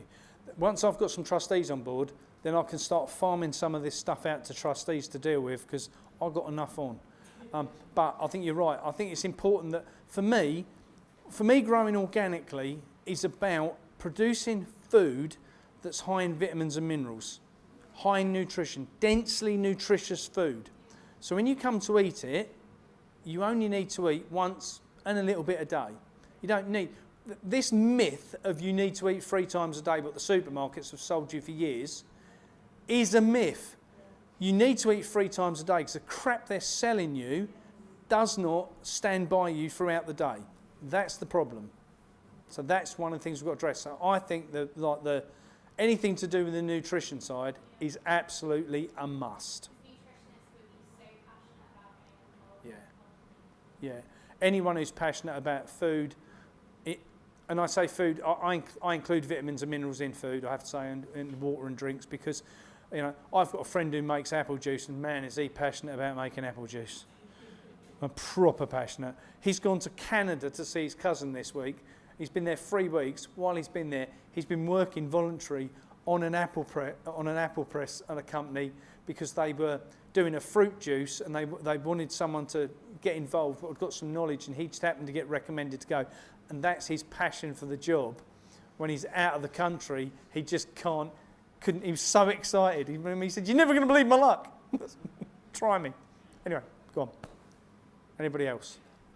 I have 2 questions. Go on. That's all right. First one is, I've thought about getting a polytunnel. How do you mitigate against wind? Sorry. For polytunnels, how do you mitigate against wind? That's the question. Okay. First thing I did. 2 things. One is polytunnels do or do not need planning permission. Okay, they're a minefield. Some people just put them up, never get questioned. I worked out because of one of the council ladies, that if you put your polytunnel posts in the ground and put the plastic over and dig it into a trench and backfill the trench, that's deemed as footings, so you need planning permission. Okay? If you put your posts in the ground, bring your polythene over and connect it via wooden railings around the bottom, and then get your bat and wrap it around the plastic and screw it to the framework around the bottom, you don't need planning permission. Okay? Everywhere I've worked, the first thing I've done before I put the polytunnel in is put a fast-growing hedge in next to it, just to take the wind away. Whether that's via a bank, I had one where I had massive amounts of dirt at my disposal, so I built a bank and put the trees on top. Another one, I put the trees down the other side of it. I've kind of played about with it. I've never lost a polytunnel. And I had one what stood in the worst point on the farm. That was my 72-foot one. That stood on the brow of the hill, got battered all the time, never got ripped. What I will say is it does matter how tight you put the plastic on. And that's the key with polytunnels.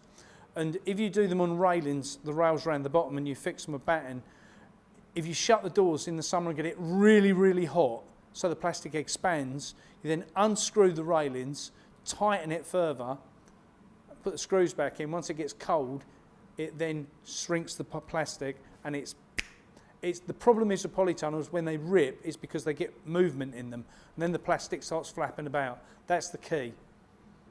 And people say to me, "Oh, open the doors when it's windy." No, keep them closed. I've never ever lost a polytunnel.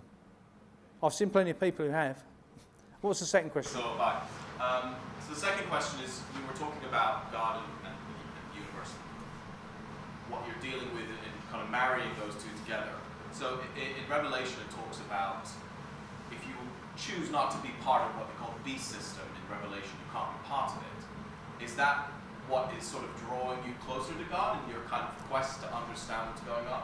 I don't know is the answer. What I do know is I've definitely found a calling, and I think as a result of my calling, and I think what brought it home to me was seeing my cousin Mike and how he's dealing with his calling was exactly how I dealt with mine. And I said, I'm not a religious person, but I know the universe or whatever you want to call it, is guiding me. When I said to Gloria, we're going to go off on tour, I remember looking at her face and she was like, huh? Yeah, no, we're going to go and do this for 6 months. But don't worry, it'll be all right. Because you know something else is, you know, if you're religious, you know because you know. You live by faith. Yeah. As a Christian, you live by faith, Yeah. not what you can see. I've been hearing that there's going to be a kind of a pushback against people growing their own food because they actually don't want people to do that, do they? So have you got a plan to sort of counteract that, you know, the WEF? Well, I look at it like this. You've got two choices, right? Grow it or don't grow it. It's as simple as that. We can all live by the fact of, if they launch a video what says, we're going to stop you growing your own food, and it stops you growing your own food, that's 100% achieved their target. Klaus can just sit there with his cockroaches and go, tick. Every time I put up a video, I reckon they must sit there and go, huh, now what do we do? I go and do speeches all around the country and I'm talking alongside some amazing people. Andrew Bridgen, doing speeches of Andrew Bridgen. I love Andrew. And when I look at the adversity that man has faced because of his absolute belief in not taking no for an answer over the jabs, is just second to none. Yesterday, John and I did speeches at Cheltenham, and there was a vet there, Roger. Wow. This guy's challenged everything from what I see as the issues with within the system. They're culling so many animals overseas, and it's coming here, be assured. They're going to get rid of a lot of our industry because farmers are going to let them. Because farmers don't understand what power they've got. That's the frightening thing is. But that's what I'm saying. The new people coming into it like us are just going to go, whatever. The farm's in a trust. Cheerio. You've got no power over this jurisdiction. We're going to have a complete different range of farmers. And we're going to go through some real bumpy times. I'm not religious, but I know this much. It says in the Bible, and the sower kept on sowing. Some fell on stony sand. Some, the birds got some, but the sower kept on sowing. You have two choices as the human race. You can go, do you know what? Let's just stop sowing seeds. Let's just stop producing food. Let's just give up because Klaus said we can't grow it anyway. Or you can just go, do you know what? I'm just going to grow 10 times as much as I was going to grow. I'm going to give it to my neighbours. I'm going to get involved in community projects because I want to put food on the table. It's down to us. I can absolutely guarantee you this, and I don't care if you want to vote red, blue, yellow, green or orange, pink spots, right? Whether you think Trump's the solution or you think Nigel Farage is the solution, nobody is coming to rescue us. This is down to us, nobody else. Any other questions? I was just thinking that a lot of us don't know how to maybe plant things, grow things. On the Food Fighters Hub, and these, and it can you call this information people that have had lots of advice and life experience to actually write on there and give advice to all of us the best way to grow things. Yeah. There's already on the yes is the answer, and that will happen. So already on there, I don't know if anyone follows a young lady in Wales called Anna. She runs a prepping channel. I've done loads of videos of Anna. She's just awesome. She's a Russian lass. She runs a prepping channel. She lives in Wales, and she cooks everything from scratch. So she'll tell you, she'll make a video about doing bread, a video about doing sauerkraut, video about doing toad in the hole, how to make custard. She makes all these videos about how to make food from basic ingredients. No different to what you're saying about if we can find someone, and in fact I've got loads of people already that want to do videos like that. Now we're coming into growing season, they'll start making those videos and we can put all that on there as well. The hub's got to be a proper hub. Can't just be about farmers and people wanting food. It's got to be about the grow your own side. It's got to be about, you know, I've got a friend who's now in the process of setting up her entire double garage to produce quails and rabbits. For food. And that's what we're going to end up with. That's what we're going to end up with. We're in for a bumpy ride, and anyone who thinks we're in for a smooth ride is delusional, I can assure you. There's not going to be a transition on this, what either side's going to win on, because we can't. Because that means us giving up. They're not going to. They've spent 100 years putting this plan in place. 100 years. So if you've got a couple of chickens, should you register them or not? No. They want you to register them all now, don't they? Shall I tell you why? I'll tell you why they want you to register. I will come to you, I promise. The reason they want you to register your chickens is they have a problem. Here's the issue. DEFRA comes along and they say, we've got bird flu on this farm over here. Over here, 40 miles away, they've got another chicken farm that they want to get the bird flu from there to there. They want to, because they want a reason to cull the birds. Now, they can't get the pathogen from there to there. They don't know how to argue the toss about it. Farmer says, you're not coming on the farm. They go, but how do we get it on there? Here's how. Here's the farm. And my mum, she's here, next to the farm. So Tina's got 2 chickens. She registers them. Auntie Edna's got 5 chickens. She registers them. Flo, who lives in the next village, registers hers. And they go like this all the way until they can find an argument to say, what's happened is that one got it, and then as a result, they got it, and they got it, and they got it, and they got it, and they got it, and they got it. That's what it's about. Now, the nonsense in it is, I don't know if you've ever been onto one of these friendly farms for chickens, but I've got a friend who keeps 100,000 birds, and how it works is this. So he has a barn. The barn doors are always open, okay? And they have this massive fenced-in area, and the birds are programmed, and I do mean programmed, just like the kids are at school, they're programmed to know what happens when the bell rings. And to get from the feeder to the door takes a good minute for the bird. So what they do is they allow the bird 1 minute, 10 seconds, and then they go ding. And every time the ding goes, some more food falls. So the chicken who's got to the door goes, oh, it's dinner time. They've got acres outside, they never go on it. They'll tell you they're free-range eggs. They've never been on grass. Because they know the ding means dinner time. So no, don't register your birds. It's nonsense. Bird flu is absolute nonsense. I do not buy it at all. Go on, sorry, I'm going to come to that lady back. Yeah, my father-in-law was a farmer, and he was against the people bureaucracy, full stop. He knew better than them, and he was always having hoots with them.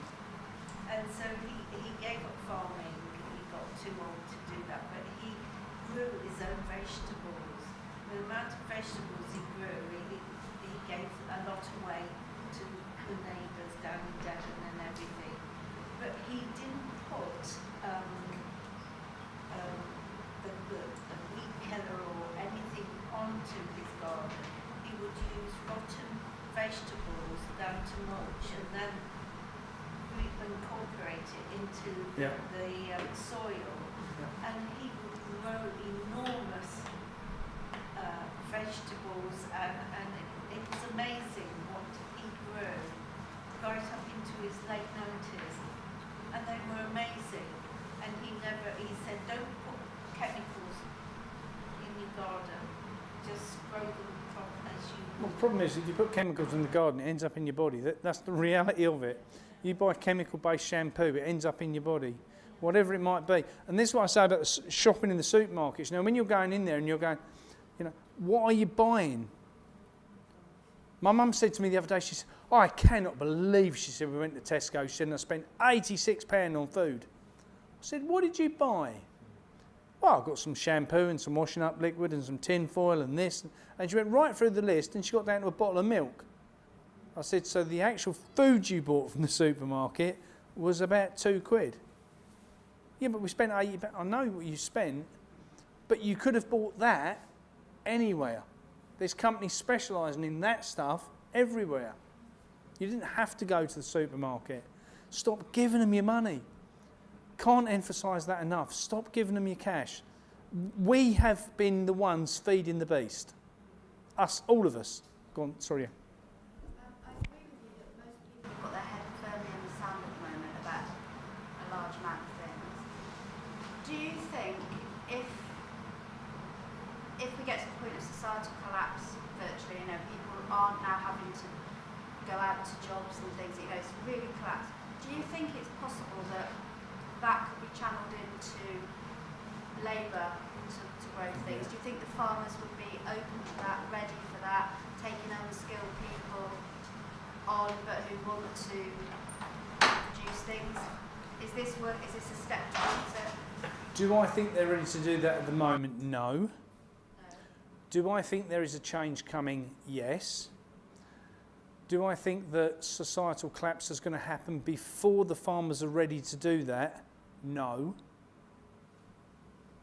I think within the next 6 months to a year, we're going to see some real challenges with food, and I mean real challenges. I don't mean, according to Tesco's today, and you can't believe it, they haven't even got a bottle of bloody milk or a loaf of bread. That's disgraceful. No, I mean real food shortages. And the reason I bring that up and say about it is because from my side, but the wholesale side, right, I get messages from every country in the world from all the different wholesalers that are shipping stuff into the UK.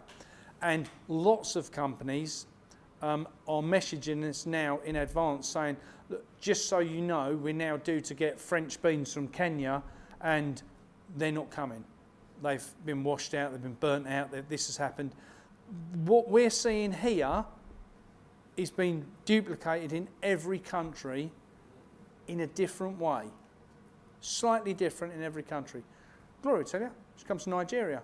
So what they did in Nigeria to get rid of the farmers was pitted the north farmers against the south farmers because they were Muslims and they were Christians. So they got them fighting until loads of them are dead. And they've gone from a country what produced so much food they didn't know what to do with it, to the fact they exported most of it, to now their food is really hard to get hold of, and they're now in the position that their food prices are going up, doubling, trebling, quadrupling on a weekly basis. Their inflation on food is just going through the roof. These countries are not exporting food anymore. Yes, there is still some pockets, but countries are starting to realise that they're all on the point of societal breakdown. So they're all saying, we might need to keep this food for our own population, because if we don't, they're going to start kicking back. Everyone's at the same position. So the challenge we've got at the minute is the lie we've been sold over the course of we don't need these farmers. We just import it.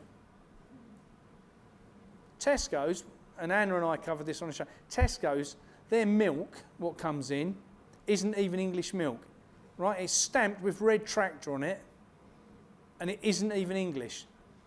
It's powdered milk, what's brought in from India, regurgitated in the UK, stuck in a bottle, they put a lovely label on it saying it's English, and then sell it to you. It's not English, it's not milk. And if you just leave it out to sit, it will just, over the course of a week, go back to the ball of jelly in the bottom.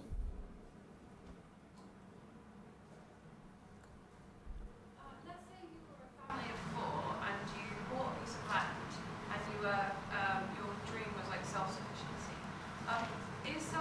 First of all, is that a possibility, or would you advocate for like communities supporting one another and somebody growing one crop and somebody growing another, or is it possible for a family to be self-sufficient? If so, how much land would they need, and what would you say they should grow? That's a really good question. Okay, let's break it down. Do I think it's possible? Well, we wouldn't be here today if it wasn't possible, because that is what they used to do. Okay? Now, when I was little, Nan had a pantry, massive damn pantry, which was stocked to the gullies with everything she needed for the winter.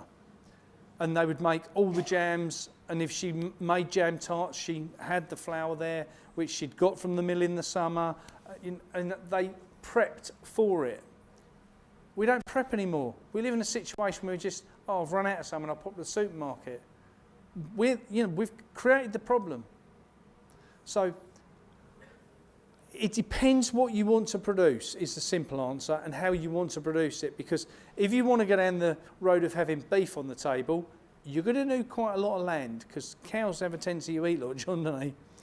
But if you are happy to eat quail and you're happy to eat rabbit, then you could do that in a very small area in cages. I would say, my side, on an acre of land, you could keep a family of 4 going without any issue, right? Without any issue at all. That would be what I would say, an acre of land. For me, I know what I can grow on an acre of land, and 4 of us couldn't eat it in a month of Sundays. But it depends. To get to the acre of land, you need a lot of seed, and the seed's been messed about with. You've got to make sure you've got the right seed around you to start with. You've got to know how to look after that seed and be able to protect that seed. So there's lots of things to take into account. But yes, is it possible? Well, they did it for thousands of years. Millions, probably, if we really knew what history was. A lot of years. So... alongside hunting, though, so I think they got a lot of protein from... Yeah, they did. So I don't think it's necessarily all... I would say, as John says, alongside hunting, because then it was very different how they got their meat. They didn't necessarily farm meat, probably chickens and that, but not a lot else. But the challenge now is, if we go tearing about the village with a bow and arrow or a spear, what are the implications? If there's societal breakdown, I don't think it'll matter, to be honest. I think there's a lot to be said for community projects. If it was me, that's the way I would be going, because there is strength in numbers. So that, for me, would be the way I'd go. I'd definitely be growing my own stuff no matter what happens in the forthcoming, and no matter what, work out the legality of how you put yourself and your land into a trust. Get it away from the system. That's one of the things I would say is more important than anything. Everything. Everything. I'd put a couple of polytunnels up. I'd have fruit trees. I'd have fruit bushes. The problem that we have now is that we believe we're entitled, because of supermarkets, to have asparagus and strawberries 52 weeks a year. Well, actually, the only reason they grow in this country at a certain time of the year is because God, the universe, whoever, has already decided that's what your body needs in this country at that point in the year. So don't, just because, Tesco's have decided, or Sainsbury's, that you can have it every week of the year, and it's coming in, it's got no goodness in it, no energy, no vitamins, no minerals. That's why everyone's deficient and ill. So, yeah. Big argument for local energy too, and local growth Yeah. you need in your vicinity, because it's more important to your body than mangoes or... Yeah, I will say, I agree with John on that. I mean, for me, I believe that local produce... Anyone here take local honey? Yeah? Okay. I believe that your fruit and veg that you grow have the minerals in it exactly the same as honey does. That's for your area. Yeah. Your soil is for you on your area, so it'll have the right bacteria for your body to be healthy. And that is key. Growing it locally, producing it locally for local people. That is absolutely the must. Stop all the... They want to tell us that we're the problem with the carbon footprint, and they're shipping stuff from the other side of the world to feed us that we could produce here, but we were not happy to pay our farmers an extra 30p for it. Any other questions before we call it a day? Because I'm conscious it's nearly 9:30.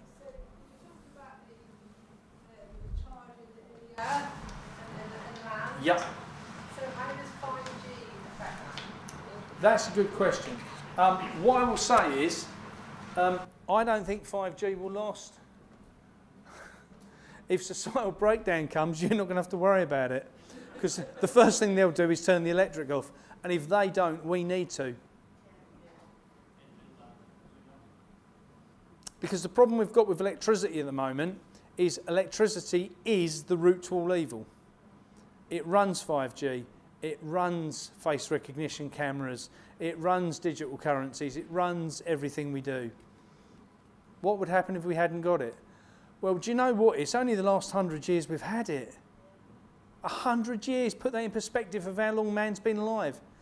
Whether you believe the truth or the real truth in history, we've been here for quite a long time and we've only had power for that 100 years. One of the questions is that lady was talking about her father and putting the food scraps on the land. So at the minute the council are collecting everybody's food scraps. Yeah, of course they do, So they don't want you to know have where it. it's going. But if we know that there's local farmers whose earth is depleted, can we, is the best thing then for us all to organise for our food scraps to go into our own garden and the local farmers' gardens? And I land so couldn't that, possibly comment on such a thing. Yeah, because We're not allowed to accept food scraps for animals. Yeah, but vegetables. I do, of course. now, you're right, you're not allowed to if they're going to be sold to the general public. No, anyway. No, you can feed them for your own use. I don't think you can. Yeah, you can, trust me. And you can get a licence to do it. Well, I'm not. You need a licence, but I'm not going to apply for it. no, but you can do it if it's for your own food. I know because I've argued with DEFRA and everyone over it. I've done it. What about if your land, for example, so to megawatts could be like allotments sort of thing. So at the minute, a lot of us are getting allotments or whatever. But if the farmers decide that they can rent out their land like allotments, and then onto allotments go the food scraps, but eventually if we don't so every year we can sort of say, but then we're replenishing your land, and then as you come off, you don't get it. You don't need the license, we've replenished the land, then The problem is, are you inside or outside the system? And this is what I'm going to say this because if you're inside the system, that land can't be changed from agricultural to allotments without planning consent. They're never going to grant it. They're never going to grant it. But if you have a community project that's growing agriculturally, that's not an allotment. You're growing food agriculturally. Set yourself up. Set yourself up as either a PMA or a CIC or whatever it needs to be, and put agriculture in the title. Could you set it up as an educational platform to teach biology? It depends. If you're inside the system, no, because education needs to come under a different planning, even if it's agricultural. Been there, seen it, done it. But if you don't say it's agricultural, educational, and it's just agricultural, and you teach people who are there to grow food, then that's all right. But don't call it if it's inside the system. But if the land's outside the system and it's in the trust, do what you want because it don't matter anyway. So following on from Maria's suggestion on the hub, could you ask farmers if they want to do it the way you said, with a small plot of land that people Yeah. are...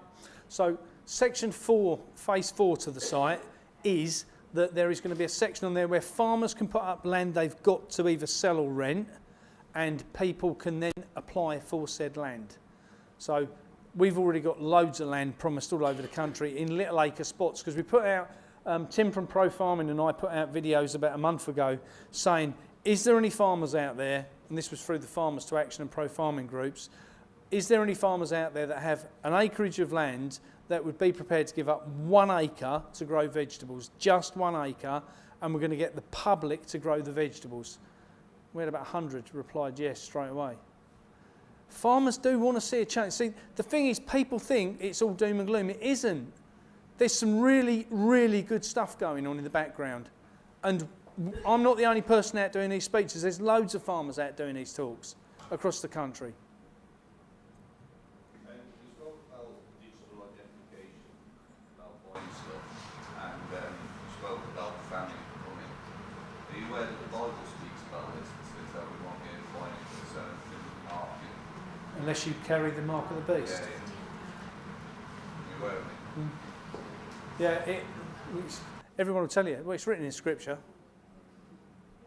You have to remember this isn't the first time we've been here, and that's why it's written in the Scripture. Bear that in mind. This great reset we're about to have has happened time after time after time. You go back through history, you'll find the great reset everywhere. Whether it was getting rid of Tartaria, whatever. It's happened everywhere. That's why they know what's going to happen. That's why it's in the Bible, because when it happened before, and you can believe or don't believe, Noah and the ark, that's real. We had a great flood, and as a result of that, Noah was on the boat, right? No matter if you believe the story that he built it himself and he built it and all the animals went on 2 by 2, whatever, I genuinely believe there was a person called Noah, and as a result of a boat, they lived, right? Sorry? Right? So for me, I challenge the New Testament because I have issues with the New Testament because of when it was written with the Roman Catholic Church and everything else. But I buy into the Old Testament because it's a book of things what happened. And for me, that's how they know the Scripture and what is going to happen this time round, because this has happened. We're in a repeat system. Any other questions? Go on, last one. Just carrying on from what I was saying is, as this system then is collapsing, it's going to happen. How do we protect? So like first storing food at home and things, we know as things happen, you can't protect everything. No, you can't. Don't try.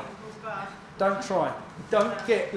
Do not, right, from this point, you now know there is solutions out there. Go find solutions, get on with doing something about it, and make sure that day doesn't come. That, to me, is the be-all and end-all, is let's not ask for societal collapse. Whilst a lot of us do think there's a lot of people we could do with getting rid of, let's not go down that road. Is it fair to say? Go on, last question, promise. Not a question, but you've got all this information about the legal side of things, like you talk about. Yep. Yeah. Would you put that on your information online? Yeah, we've got several videos already on the YouTube channel. Sovereign Pete is coming out and doing a lot of talks with me. But Sovereign Pete has done loads of videos with me already, and he's quite happy to put more and more videos together to talk about how to step through this system of moving your land and you into, offshore, as to speak. Well done. Good time. You did very well. No notes. I'm very impressed. No notes. If you know it, you know it. What you call the universe, we call Jesus, by the way. So that's great. We're going to have some tea and coffee. There's a lot of homemade cake there, and will be tea or coffee's £1.50, I think, and the cake is the same. Thank you. Everything's a pound. Everything's a pound. Okay.